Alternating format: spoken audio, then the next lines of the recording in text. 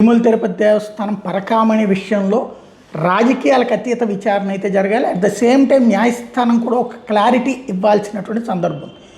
ఇక్కడ ఇంతకుముందే చెప్పాను నేను, ఆ రోజున ఖచ్చితంగా ఈ నిర్ణయం తీసుకున్నది ఈఓ, చైర్మన్, బోర్డు. అది క్లియర్. ఏంటి, రవికుమార్ అనేటటువంటి అతను $800 పట్టుబడ్డాడు పరకామణిలో దొంగతనం చేస్తూ. అతన్ని విచారిస్తే ఏళ్ల తరబడి అట్లా దొంగతనం చేస్తున్నానని చెప్పాడు.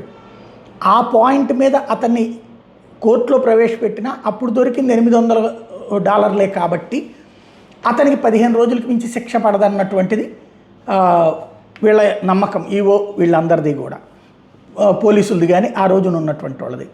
అదే సమయంలో అతను బ్రాహ్మణ సామాజిక వర్గానికి సంబంధించిన వ్యక్తి కావడం, ఈ వ్యవహారం ముదిరి అంటే ఆలయ ప్రతిష్ట దెబ్బతింటుంది అన్నటువంటి పేరుతో, ఎందుకంటే ఏళ్ల తరబడి జరుగుతుంటే పట్టుకోలేకపోయారు అన్నటువంటి దాంతో ప్రతిష్ట దెబ్బతింటుంది అన్నటువంటి కాన్సెప్ట్తో అతని ఆస్తులన్నీ రాసేయడానికి వాళ్ళ కుటుంబం అంగీకరించింది కాబట్టి అతన్ని అరెస్ట్ చేయకుండా రాజీ చేసి పంపించారు.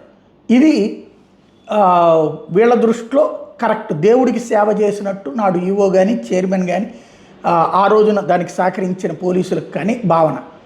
అదే సందర్భంలో అతను ఇన్నేళ్ల నుండి చేసింది ఆ 14.5 కోట్లు ఏదైతే సీజ్ చేసిన ప్రాపర్టీని ప్లస్ ఇది కలిపి కోర్టులో ప్రొడ్యూస్ చేసి అతన్ని జైలు పెట్టిస్తే శిక్ష కూడా పడినట్టుంటుంది. అది 15 రోజులు చేసినా, నెల రోజులు చేసినా, ఇంకోసారి ఇంకొకటి ఎవడన్నా ఇట్లాంటి తప్పు చేస్తానికి భయపడాలి అంతే తప్పించి ఇదేం ధోరణి అన్నటువంటిది ఇప్పుడు కంప్లైంట్ ఇచ్చినటువంటి శ్రీనివాస్ అనేటటువంటి వ్యక్తి, జర్నలిస్ట్కి సంబంధించినటువంటి అభిప్రాయం.